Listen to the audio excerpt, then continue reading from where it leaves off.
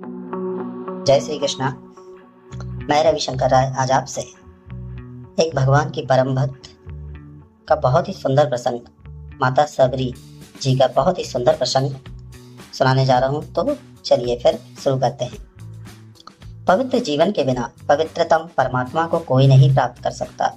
उषा काल में पंपासर के तट पर महर्षि मतंग अपने शिष्यों से कह रहे थे, अतः अतः मनसा वाचा कर्मणा पवित्रता का पालन करो। सूची भोजन, सूची परिधान और अपना प्रत्येक व्यवहार पवित्र होने दो। जीवन मात्र पर दया और भगवान नाम में अनुरक्ति का सदा ध्यान रखो। तभी स्थावर, जंगम, लता, वृक्ष आदि विश्व की प्रत्येक वस्तु में उन्हें देख सकोगे। यही सच्चे धर्म है। जाति कुल की बाधा से यह धर्म सदा मुक्त है। महर्षि और उनके शिष्यगण चले गए थे। सबरी उनके चरण चिन्हों पर लौट रही थी, जैसे उसे कोई अमूल्य निधि मिल गई हो। वृक्ष की ओट से ऋषि के समस्त उपदेश आदेश सुन लिए थे। उसने उसकी आंखों से अश्रुधारा बह रही थी। सबरी का मन उसके शैशव से ही अशांत था। भोले सेहर उठती थी। उनकी लहूलुहान देह देखकर वह अपनी आंखें बंद कर लेती थी। अकेले कोने में मुंह छिपाकर रोने लगती थी। चिंता, शोक और क्लेश से उसके दिन बीतते रहे। वह नवयौवन संपन्ना नारी बनी। विवाह की तैयारी हो गई। पति वीर था। उसका एक बाण से दो दो पक्षियों को मार लेता था।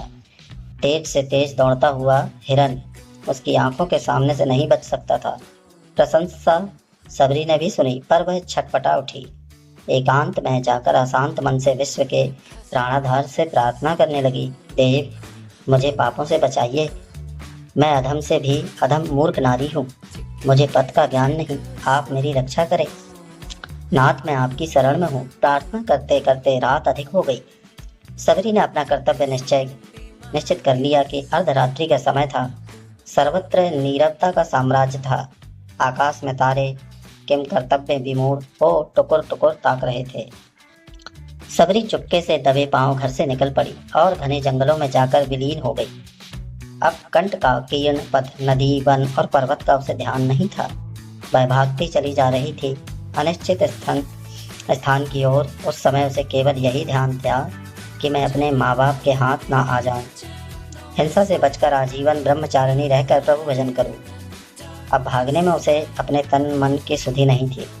न क्षुधा थी न प्रसाद। 2 दिन बाद वह पंपासर पर पहुंची थी।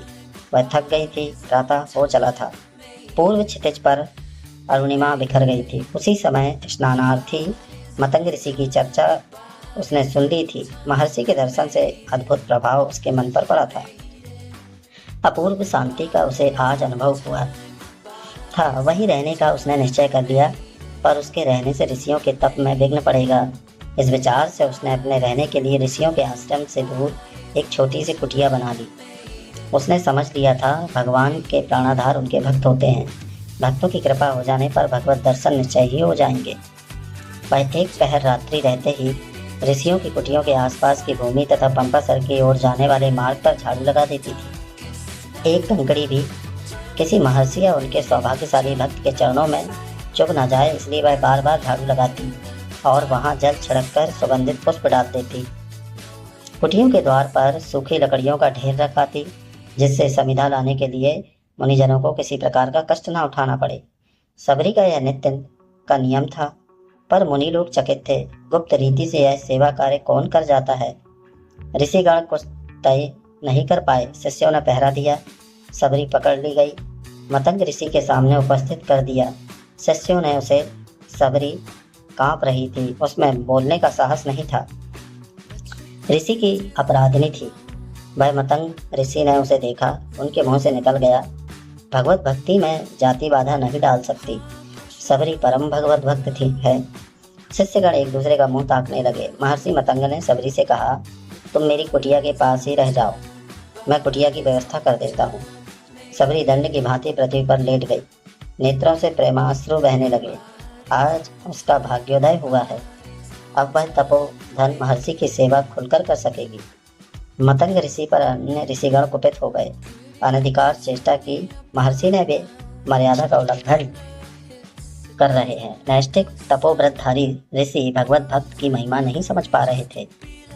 अब अधम कहीं की स्पर्श कर दिया मुझे, पुनः स्नान करना पड़ेगा। क्रोध से उन्मत्त एक ऋषि सबरी को डांटकर पुनः पंपासर की ओर ले चले।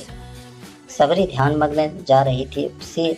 उसे ऋषि का ध्यान नहीं था। ऋषि के बिगड़ने का भी उसे कोई ध्यान नहीं हुआ। वह अपने प्राणधन के रूप और नाम में छकी हुई सरोवर से लौट रही थी। ऋषि ने स्नान नहीं किया। सरोवर में कीड़े पड़ गए थे। जल रक्त में परिणित हो गया था। खिन्न होकर वे स्नान किए बिना ही लौट आए। नेक्स्ट प्रसंग में सबरी के पार्ट 2 में। तब तक के लिए जय हिंद दोस्तों।